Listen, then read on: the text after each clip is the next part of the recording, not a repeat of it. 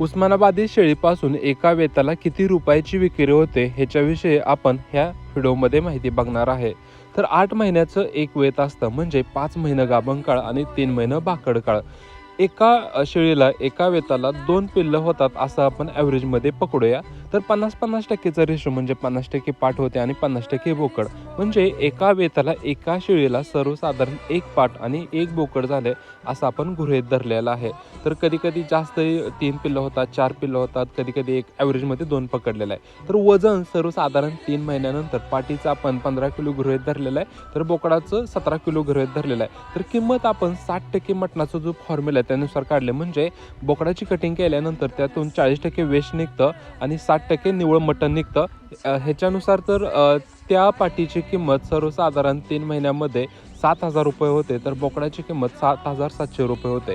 म्हणजे एका वेताला पाट आणि बोकड ह्या दोन्हींचे मिळून जर किंमतीचा विचार केला तर 14,770 रुपये होतात। म्हणजे सर्वसाधारण 14,000, 15,000, 13,000 किंवा 16,000 ह्याच्या आसपास आपल्याला एका वेताला एका शेळीपासून विक्रीत एवढ्या रुपयाची होते। तर ही किंमत मागे पुढे होते। तर नेक्स्ट लाईव्हमध्ये आपण खर्च किती होतो आणि निव्वळ नफा किती होतो ह्याच्याविषयी माहिती बघणार आहे। आता ही जी विक्रीची किंमत काढली ह्याच्यामध्ये तुम्हाला काही चुकीचं वाटतंय किंवा बरोबर आहे, जरूर कमेंट करून तुम्ही कळवा। धन्यवाद।